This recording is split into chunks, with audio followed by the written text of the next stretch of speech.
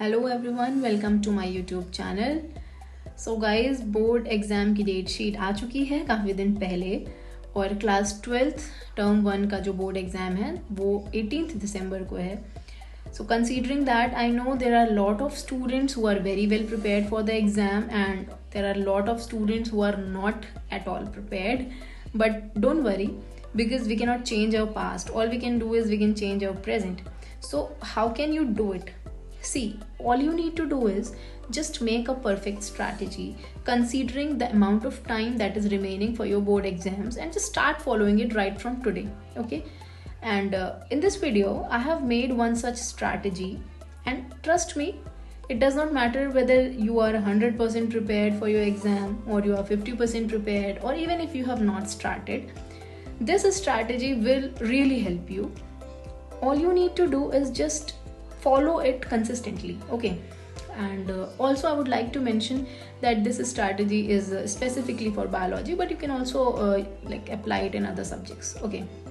So let's begin. तो term 1 में आपका जो सिलेबस है क्लास 12th बायो का, उसमें आपके 5 चैप्टर्स आ रहे हैं। Actually things used to be very different till last year. I remember when I was appearing for my board exams, I was very worried like how will I write everything in such short span of time, and how will I present it properly, because in biology these things are very important, and how will I make the neat and clean diagrams and all. But you guys are really very lucky because you don't need to worry about these things.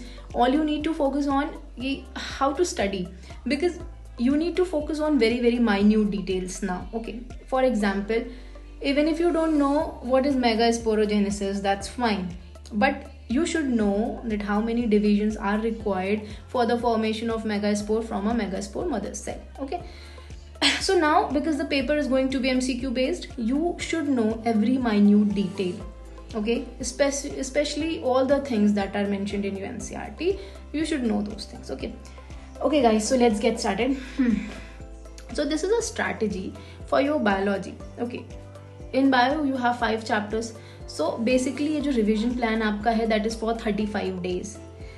In these 35 days, what you have to do is you have to give 1 week to each chapter. Okay, give 1 week to each chapter, और हर दिन आपको 3 घंटे bio पढ़नी है। ठीक है, अब हमें क्या करना है, हर एक हफ्ते में एक चैप्टर कंप्लीट करना है। अब दिक्कत ये है कि हम पहले कौन सा चैप्टर करें, बाद में कौन सा चैप्टर करें। So what I believe is कि we should always start from the difficult part, because that enhances our confidence. Okay, हमारा confidence उससे boost up होता है अगर हम पहले tough चीज़ को पहले कर ले तो। और according to me in this syllabus, all the whole syllabus, आपका जो genetics है that is the most important, most difficult for you guys, and also the most scoring part. ठीक है, तो considering that, according to me, you should start with principles of inheritance and variation. Suppose you start from tomorrow, this plan, if you start following from tomorrow, तो कल आपको शुरू कर देना है ये chapter principles of inheritance and variation, जो कि आपका चैप्टर नंबर 5 है। 3 घंटे आपको रोज बायो करनी है। इन 3 घंटों में 2 घंटे आपको थ्योरी करनी है। ठीक है, आपको अपनी थ्योरी पे ध्यान देना है शुरुआत के 2 घंटे। उसके बाद उस थ्योरी में जो सबसे इंपॉर्टेंट है कि आपको उस थ्योरी में क्या क्या करना है। ठीक है, आपको you have to make sure कि आप कुछ भी इंपॉर्टेंट उसमें ना भूलें। आपका 2 घंटे में जो भी आप थ्योरी कवर करोगे, उसमें NCERTs you have to read very properly. कुछ वीडियोस मैंने इससे पहले बनाई हैं जिसमें मैंने मेंशन किया है कि आपको NCERT पढ़नी कैसे है। उस टॉपिक से आप देख सकते हो कि हमें, क्योंकि MCQs आने वाले हैं, हर एक वर्ड पे ध्यान देना है, हर एक चीज़ पे, माइन्यूट से माइन्यूट चीज़ पे ध्यान देना है। तो 2 घंटे आपको थ्योरी करनी है। उसके बाद उस थ्योरी में आपको NCERT अच्छे से करनी है। जो भी आपके टॉपिक्स हैं, सपोज आपका जो मेगास्पोरोजेनेसिस है, जो आपका माइक्रोस्पोरोजेनेसिस है, आपका स्पर्मेटोजेनेसिस है, oogenesis है, इस टाइप के जो भी टॉपिक्स हैं उनके फ्लो चार्ट बना के पढ़ो। उसमें पैराग्राफ टाइप पढ़ने से कोई भी फायदा नहीं है। Make flow chart. अपने चैप्टर को आप जितना ज़्यादा कंसाइज कर सकते हो, जितना कम शब्दों में आप अपने चैप्टर को लिख सकते हो, वो आपके लिए उतना ज़्यादा बेनिफिशियल होगा before the exam. Make flow charts, उस थ्योरी में से फ्लो चार्ट्स बनाओ। उसके बाद उसमें जो भी इंपॉर्टेंट पॉइंट्स हैं वो सारे हाईलाइट करो। ठीक है। 2 घंटे जो आपको थ्योरी पढ़नी है उसमें ये करना है। अब ये जो चैप्टर है आपका फर्स्ट चैप्टर, इसमें हर चैप्टर, एक चीज मैं मेंशन करना भूल गई कि आपको एक हफ्ते में एक चैप्टर करना है और आपको हर चैप्टर को 3 पार्ट्स में डिवाइड करना है, ठीक है।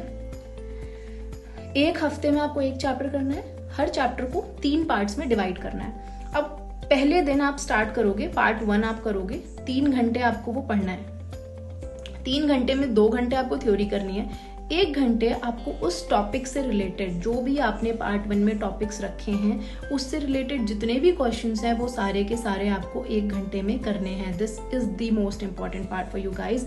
रीजन बीइंग सारा एमसीक्यू बेस्ड पेपर आने वाला है। जब when we used to appear for boards, तो उस टाइम पे क्या था, थ्योरेटिकल सब्जेक्टिव पेपर था, तो हमें ज्यादा ध्यान देना होता था लाइक थ्योरी पे। बट अभी you have to focus on MCQs, तो इसलिए आपके जितने भी क्वेश्चंस हैं वो बहुत मोस्ट इंपॉर्टेंट हैं। आपको कितनी थ्योरी आती है उससे कोई फर्क पड़ता नहीं है अगर आप एमसीक्यूज नहीं कर पाए तो उसके लिए आपके क्वेश्चन सारे जितने भी एनसीईआरटी क्वेश्चंस हैं वो तो रट डालने हैं। अब एनसीईआरटी क्वेश्चंस में क्योंकि एमसीक्यू बेस्ड तो है नहीं, लेकिन उसमें जो भी इन टेक्स्ट हैं और जितने भी आपके एक्सरसाइज क्वेश्चंस हैं उसमें आपको हर एक क्वेश्चन करना है। अच्छे से करोगे तो उसमें जो भी एमसीक्यू आएगा उससे पूछा जाएगा, उस टॉपिक से related, you will be able to do that, ठीक है। सारे के सारे NCERT questions of previous year, very very important, ठीक है। तो डे 1 सपोज आप कल से शुरू करते हो, आपने पहला चैप्टर उठाया principles of inheritance and variation, ठीक है। उसमें आपने पार्ट 1 शुरू किया करना। 3 घंटे आपको बैठना है, 2 घंटे आपको थ्योरी करनी है। जो भी पार्ट 1 में आपने टॉपिक्स रखे हैं उसकी अच्छे से एनसीईआरटी पढ़िए, फ्लो चार्ट्स बनाइए, हाईलाइट करिए इंपॉर्टेंट पॉइंट्स। उसके बाद 1 घंटा जो बचेगा उसमें आपको उन सारे टॉपिक से रिलेटेड सारे के सारे एमसीक्यूज करने हैं। All the questions you have to solve. MCQs कहाँ से करोगे, एनसीईआरटी से करो, प्रीवियस ईयर से करो, यहाँ पे जो भी आपके टॉपिक्स आएंगे पार्ट 1 में उनके एमसीक्यूज, ठीक है। फिर आते हैं डे 2 पे। डे 2 पे क्या करोगे, जो आपका चैप्टर 5 है उसका जो पार्ट 2 है, क्योंकि हर चैप्टर को आपने 3 पार्ट्स में बांटना है। जो पार्ट 2 है, पार्ट 2 में जितने भी टॉपिक्स हैं सेम चीज आपको रिपीट करनी है। 2 घंटे उसकी थ्योरी करो, छोटे से छोटे नोट्स बनाओ, लाइक कंसाइज्ड नोट्स बनाओ, ठीक है। फिर थ्योरी करनी है 2 घंटे, 1 घंटे उन्हीं जो टॉपिक्स आपने किए हैं उन्हीं से रिलेटेड सारे के सारे एमसीक्यू, सारे के सारे क्वेश्चंस आपको करने हैं। और डोंट फॉरगेट कि आपको प्रीवियस ईयर क्वेश्चंस को इग्नोर नहीं करना है और आपको एनसीईआरटी क्वेश्चंस को इग्नोर नहीं करना है, ठीक है। सेम चीज हम डे 3 को भी रिपीट करेंगे। चैप्टर 5 जो है उसका जो पार्ट 3 के टॉपिक्स हैं वो हम करेंगे 3 घंटे में। 3 घंटे में 2 घंटे हम थ्योरी करेंगे, 1 घंटे हम एमसीक्यू सॉल्व करेंगे, ठीक है। तो डे 3 तक हमारा ये सारा चैप्टर 1 कंप्लीट हो जाएगा। बट हमने तो एक चैप्टर को 7 डेज दिए हैं, तो अब कैसे करना है अभी मैं बताऊंगी कि आपको किस पार्ट में कौन कौन से टॉपिक्स रखने हैं, just to make it easier for you guys, जिसमें आपको अपना दिमाग कहीं नहीं लगाना, बस आपको ये फॉलो करना है if you want to score like more than 95 marks in biology. And trust me guys, it is very very easy. अभी आपके पास you guys have more than sufficient time, you have more than 1 month, और 95 plus marks लाना bio में is very easy. सिर्फ 5 chapters ही आ रहे हैं। तो अभी डे 3 जब हम देखेंगे तो पार्ट 3 हम इसका कंप्लीट कर लेंगे चैप्टर 1 का। अब देखो, हमने चैप्टर नंबर 5 को डे 3 तक देखा कैसे करना है। अब डे 4 में क्या करेंगे, क्योंकि हर चैप्टर को हमने सिर्फ 3 पार्ट्स में ही डिवाइड किया है, तो डे 3 तक हमारा चैप्टर कंप्लीट हो जाएगा, उससे रिलेटेड एमसीक्यूज हो जाएंगे। डे 4 को हमें क्या करना है, अब ये देखो, डे 4 को हमें वो सारे टॉपिक्स रिवाइज करने हैं जो हमने डे 1 को किए थे, डे 1 को along with the MCQs। and the most important thing is कि अब जब आप डे 4 में उसको रिवाइज करने बैठोगे तो उसको डे 1 की तरह मत पढ़ना, ठीक है। फर्स्ट टाइम रीड नहीं होनी चाहिए, रिवीजन होना चाहिए, ठीक है। एक सिस्टमैटिक तरीके से रिवीजन होना चाहिए। आपने जो फ्लो चार्ट्स बनाया फटाफट से उसको रिवाइज करो, जो आपने पॉइंट्स हाईलाइट करें फटाफट से उसको रिवाइज करो। जो एमसीक्यूज आपने फर्स्ट टाइम में गलत किए थे हमेशा उसको मार्क करके रखो।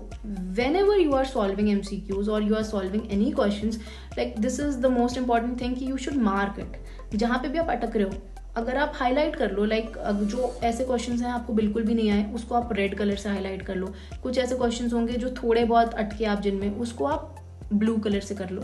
तो अब जो आपके मार्क्ड क्वेश्चंस हैं उनको आप रिवाइज करोगे। डे 4 को आप वो सारा चीज़ रिवाइज करोगे जो आपने डे 1 को की थी। डे 1 को जो भी किया था, जहाँ जहाँ अटके थे वो सब रिवाइज करोगे विद MCQs, ठीक है। उसमें क्या करना है, उसमें आपको 2 से 3 घंटे, लाइक इट डिपेंड्स, जैसा भी आपका चैप्टर प्रिपेयर्ड है। अगर आपको अच्छे से प्रिपेयर हो गया तो आप 2 घंटे में भी रिवीजन कर सकते हो, क्योंकि you have to focus on other subjects also and you should give equal importance to every subject, क्योंकि आपको बोर्ड्स में अच्छे मार्क्स लाने हैं तो आपको सारे सब्जेक्ट्स को इक्वली ट्रीट करना पड़ेगा। तो डे 4 को आपको जो रिवीजन करना है वो डे 1 वाले टॉपिक्स का करना है। MCQs जो आपके गलत हुए थे, जहाँ भी आप अटके थे, वो रिवाइज करने हैं। उसको मल्टीपल टाइम्स रिवाइज करना है। वो 2 से 3 घंटे में आपको उसको बार बार रिवाइज करना है। जो भी हाईलाइटेड पॉइंट्स थे उनको रिवाइज करना है। MCQs जो आपने गलत किए थे फर्स्ट अटेम्प्ट में या जहाँ पे आप अटके थे उनको रिवाइज करना है, ठीक है।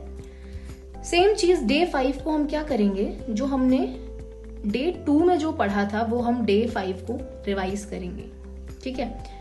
जो भी हमने डे 2 में पढ़ा था वो हम डे 5 में अब रिवाइज करेंगे। सेम स्ट्रैटेजी फॉलो करेंगे। 2 से 3 घंटे में कवर करना है। जो भी जहाँ हम फंसे थे वो सारे क्वेश्चंस लगाने हैं, जो हाईलाइटेड पॉइंट्स थे, जो फ्लो चार्ट्स थे, उनको देखना है, मल्टीपल टाइम रिवाइज करना है।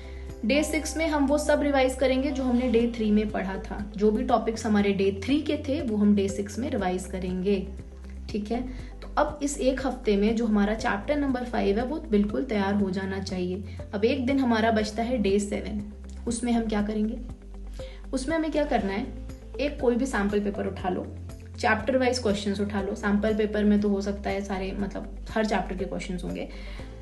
जो आपके चैप्टर वाइज क्वेश्चंस आते हैं उठा लो। इस चैप्टर के क्वेश्चंस लेके बैठ जाओ, ठीक है। टेस्ट देना है एक। उसमें what you have to make sure is कि there should be no disturbance, और जो आपको टेस्ट करना है that you have to complete in that given time limit only. ऐसा नहीं कि घर पे बैठ के टेस्ट कर रहे हैं तो आराम से करें, नहीं, ठीक है। जो भी आपका टाइम लिमिट है उसी में टेस्ट देना है और किसी भी डिस्टर्बेंस के बिना देना है। एग्जैक्टली सेम एनवायरमेंट होना चाहिए जैसा आपका एग्जाम में होता है, ठीक है। कोई डिस्टर्बेंस नहीं और सेम टाइम लिमिट में हमें अपना टेस्ट खत्म करना है, ठीक है। तो this is very very important. तो अभी मैंने एक चैप्टर का एग्जाम्पल लेके आपको बताया है कि आपको एक चैप्टर एक हफ्ते में कैसे कंप्लीट करना है, ठीक है। हर चैप्टर को हम 3 पार्ट्स में डिवाइड करेंगे। डे 1 के जो हमारे पार्ट 1 के टॉपिक्स हैं उनको 3 घंटे में पढ़ेंगे। 2 घंटे थ्योरी, 1 घंटे क्वेश्चंस लगाने हैं। उसके बाद डे 2 में हम पार्ट 2 के टॉपिक्स करेंगे। डे 3 में पार्ट 3 के टॉपिक्स करेंगे। फिर 4, 5, 6 में हम रिवाइज करेंगे, जैसा भी सीक्वेंस है वैसा। डे 4 को हम डे 1 वाला रिवाइज करेंगे, डे 5 को डे 2 वाला, डे 6 को डे 3 वाला, ठीक है। और फिर डे 7 जो हमारा है हफ्ते का आखिरी दिन, उसमें हमें एक सैम्पल पेपर कर लेना है जिसमें उस चैप्टर से रिलेटेड सारे क्वेश्चंस होंगे। उसे गिवन टाइम में करना है और उसी एनवायरमेंट में करना है जैसे एग्जाम होता है। तो अब हमें पता है कि हमें एक हफ्ते में एक चैप्टर करना है। अब सीक्वेंस क्या रहेगा, ठीक है। जैसा कि मैंने बोला कि हमें पहले टफ चीजें करनी चाहिए क्योंकि उससे हमारा जो कॉन्फिडेंस है वो बहुत बूस्टअप होता है। तो this should be your sequence of chapters. आपको सबसे पहले करना है चैप्टर नंबर 1 जो रहेगा आपका principles of inheritance and variation. उसके बाद करना है मॉलिक्यूलर बेसिस ऑफ इनहेरिटेंस। उसके बाद करना है ह्यूमन रिप्रोडक्शन। उसके बाद करना है sexual reproduction in flowering plants और उसके बाद करना है reproductive health. Okay, chapter number 5 is very easy actually और इसमें एक हफ्ते की जरूरत है नहीं। At max it should take 2-3 days, ठीक है। बहुत ही छोटा चैप्टर है और बहुत ही मतलब कुछ ही चीजें हैं जो आपको इसमें ध्यान में रखनी है और आपके सारे क्वेश्चंस हो जाएंगे। जैसे कि ARTs है ना, जो भी आपकी असिस्टेड रिप्रोडक्टिव टेक्नोलॉजीज हैं वो बहुत इंपॉर्टेंट पार्ट है इसका। बाकी MTP के बारे में पढ़ना, एमनियोसेंटेसिस पढ़ना, these are the most important questions from this chapter, ठीक है। तो अब एक हफ्ते जो हमने फॉलो किया चैप्टर 1 के लिए, वही हम नेक्स्ट वीक चैप्टर 2 के लिए, उसके अगले हफ्ते चैप्टर 3, उसके अगले हफ्ते चैप्टर 4 के लिए हम फॉलो करेंगे और चैप्टर 5 के लिए उसके अगले हफ्ते। One thing that I will add here is कि यहाँ पे सेकेंड वीक से revise the topics from the last week for 30 minutes every day. This is also very important, क्योंकि 30वें दिन आपको शायद पहले दिन का याद नहीं रहेगा. तो उसके लिए आपको क्या करना है, आपको जैसे सेकेंड वीक में जब आप आए और आपने चैप्टर नंबर 2 शुरू किया, तो सेकेंड वीक में ट्राई कि आप हर दिन आधा घंटा निकाल पाओ आप वो पढ़ने के लिए जो आपने फर्स्ट वीक में किया था. ठीक है, अगर आपको रोज नहीं मिल रहा है आधा घंटा, आप तीसरे दिन सेकेंड वीक में तीसरे दिन 1 घंटा निकाल लो, जो आपने वीक 1 में किया था उसको रिवाइज कर लो. कैसे भी मैनेज करके आपको हर वीक में जो आपने प्रीवियस वीक में किया है उसको रिवाइज करते रहना है. This is also very very very important. So guys 35 days में आपका जो बायो का सिलेबस है वो कंप्लीट हो जाएगा. ठीक है, इसके बाद आपके जो बाकी के दिन हैं, क्योंकि उसके बाद भी आपके पास लगभग 15 दिन बच जाएंगे, आपको क्या करना है उसके बाद, इफ यू वांट आप सेम स्ट्रैटेजी फॉलो करके आगे थोड़ा सा मॉडिफाई करके रिवाइज करते रहो. और आप क्या कर सकते हो कि आप क्वेश्चन सॉल्व करते रहो, MCQ सॉल्व करना, उसके बाद सैम्पल पेपर्स लगाना, जहाँ पे भी अटको वो टॉपिक जाके दोबारा से पढ़ लेना, वो भी एक बहुत अच्छा तरीका है. और अच्छे से एनालाइज करते रहना अपने क्वेश्चंस को, लाइक मैंने गलत किया तो क्यों किया, कहाँ पे गलत किया, ऐसा कौन सी चीज़ है मुझे जो इस टॉपिक में जहाँ पे मैं कंफ्यूज हुआ. तो ये सब चीज़ें कंसीडर करके उसको एनालाइज करते रहना, बिकॉज एनालाइज करना इज़ वेरी इंपॉर्टेंट. ठीक है, ओके. अब मुझे एक चीज़ और अभी यहाँ पे बतानी है, एंड दैट इज कि हमें डिवाइड कैसे करना है, हमें कैसे डिवाइड करना है. तो देखो, ये आपका सिलेबस है, आपका जो टर्म 1 का सिलेबस है वो ये है, ये. तो देखो, ये टेक द स्क्रीनशॉट, इसमें मैंने हर चैप्टर को 3 पार्ट्स में डिवाइड कर दिया है. मतलब अगर आप ऐसे फॉलो करते हो तो ये बेस्ट है, अगर आपको कुछ और इसमें मॉडिफाई करनी है चीज़ें तो आप कर सकते हो, लेकिन आप हर चैप्टर को 3 पार्ट्स में डिवाइड करो. देखो, तो अभी पार्ट 1, जैसे जो आपका चैप्टर नंबर 1 है, इसमें जो आपका पार्ट 1 है उसमें आपके ये टॉपिक्स आने चाहिए. फ्लावर स्ट्रक्चर जो भी है, यहाँ से लेके यहाँ तक आपके जितने भी टॉपिक्स हैं ये आपके आने चाहिए पार्ट 1 में. फिर यहाँ से लेके यहाँ तक जितने भी टॉपिक हैं ये पार्ट 2 में आने चाहिए. यहाँ से यहाँ तक जितने भी टॉपिक हैं पार्ट 3 में आने चाहिए. तो इसमें टेक द स्क्रीनशॉट, हर चैप्टर को मैंने 3 पार्ट्स में डिवाइड कर दिया है, जो भी स्पेसिफिक टॉपिक्स हर पार्ट में आए उसको उस हिसाब से आपको करना है. ठीक है, तो you guys can take the screenshot. तो ये था हमारा चैप्टर 1 का, ये है चैप्टर 3 का, मतलब वो चैप्टर 2 था. अब ये ह्यूमन रिप्रोडक्शन में जो पार्ट 1 है, ये देखो यहाँ से लेके यहाँ तक आपका पार्ट 1 है, यहाँ से लेके यहाँ तक. पार्ट 2 में इसमें सिर्फ मेंस्ट्रुअल साइकिल और फर्टिलाइजेशन रखा है मैंने, क्योंकि menstrual cycle is very very important. MCQs बहुत सारे बनते हैं उसमें. All the hormones you have to keep in mind, very very important. कौन सा hormone is responsible for LH surge, कौन सा hormone is responsible for fertilization जब होता है. तो ऑल दो मतलब फर्टिलाइजेशन के लिए ऐसा स्पेसिफिक नहीं है, लेकिन अभी जितना भी हार्मोन बेस्ड आपके क्वेश्चंस आएंगे वो बहुत इंपॉर्टेंट है. ठीक है, जैसे कि अभी इसमें लैक्टेशन है, एक आपका पार्चुरेशन है, ये बहुत इंपॉर्टेंट है. ठीक है, तो ये सब जो टॉपिक्स हैं बहुत इंपॉर्टेंट है, क्योंकि MCQ है, तो जो भी आपके 1 लाइनर्स हार्मोन से बनेंगे वो बहुत ज़्यादा इंपॉर्टेंट है. पार्चुरेशन के लिए कौन सा हार्मोन रिस्पॉन्सिबल होता है, मेंस्ट्रुअल साइकिल में जो डिफरेंट फेजेस हैं, फॉलिकुलर फेज है, जो भी सेक्रेटरी फेज है, जो भी हमारे फेजेस हैं उसमें किस फेज में कौन सा हार्मोन पीक पे होता है, कौन सा हार्मोन का लेवल कम होता है. All these questions are very very important. तो मेंस्ट्रुअल साइकिल और फर्टिलाइजेशन आपको 1 दिन में करना है. उसके बाद पार्ट 3 जो है आपका, ये जो एम्ब्रायो डेवलपमेंट है up to blastocyst formation, this is also very important, कि कितना सेल्ड स्टेज को क्या बोलते हैं, ये क्वेश्चन इज वेरी इंपॉर्टेंट. फिर implantation, pregnancy and placenta formation का you just need to have an elementary idea, जैसा कि उन्होंने मेंशन किया है कि they are not going to ask you so much about it, लेकिन whatever is mentioned in your NCERT you should know all those points. Okay, parturition is again very important, elementary idea बस होना चाहिए आपको lactation में. तो these things. सो ये है part 1, part 2, part 3. उसके बाद अब रिप्रोडक्टिव हेल्थ में, जैसा कि मैंने बोला, एक्चुअली ये चैप्टर इजी है, 2 से 3 दिन में कंप्लीट हो जाना चाहिए. तो इसमें देखो पार्ट 1 में आप इतना birth control, need and methods तक कर लो. देखो the methods of birth control ये जो टॉपिक है बहुत इंपॉर्टेंट है। जो भी आपके इसमें इस पे भी जो हार्मोनल पिल्स हैं वो बहुत इंपॉर्टेंट है। उस पर they ask you the mechanism of action, ठीक है। जैसे CUT है, what is the mechanism of action, क्योंकि कॉपर बेस्ड जो हमारी ये बर्थ कंट्रोल पिल्स होती हैं, सॉरी जो भी IUDs होती हैं कॉपर बेस्ड, वो किस मैकेनिज्म पे काम करती हैं। जो हमारी हार्मोनल बेस्ड जो होती हैं बर्थ कंट्रोल पिल्स, वो किस पे काम करती हैं, ठीक है। कौन सी एस्ट्रोजन प्रोजेस्टेरॉन रिच होती हैं, उस टाइप के क्वेश्चंस पूछते हैं। तो you should be prepared for these kind of questions. फिर असिस्टेड रिप्रोडक्टिव टेक्नोलॉजीज जो भी हैं, ये सारी आपको आनी चाहिए। सबके फुल फॉर्म आने चाहिए, किस में किस टाइप में कहाँ इम्प्लांट करते हैं, ठीक है। किसी में हम लोग जाइगोट को इम्प्लांट करते हैं ना, कभी हम किसी गैमीट को इम्प्लांट करते हैं। तो ये चीज़ें आपको क्लियर होनी चाहिए। अब जेनेटिक्स एंड एवोल्यूशन पे आते हैं, तो हेरिडिटी एंड वेरिएशन है। इसके जो भी चैप्टर पार्ट्स हैं मैंने मेंशन कर दिए हैं, part 1, part 2, part 3। You guys can take the screenshot, देख लो भाई, पार्ट 1, पार्ट 2, पार्ट 3 का स्क्रीनशॉट ले लो। फिर मॉलिक्यूलर बेसिस ऑफ इनहेरिटेंस है लास्ट, उसमें भी मैंने इस चैप्टर को 3 पार्ट्स में डिवाइड कर दिया। Okay guys, so this is all about the strategy. I hope कि आप लोगों को ये यूज़फुल लगेगी, and I am damn sure कि अगर आप इसको कंसिस्टेंटली फॉलो करोगे so this will be beneficial for all of you, ठीक है। डज नॉट मैटर कि आपकी प्रिपरेशन किस लेवल की है। Okay, thank you so much guys, thanks for watching, and please like, comment and subscribe to my YouTube channel अगर आपको ये वीडियो बेनिफिशियल लगा हो तो। Thank you so much.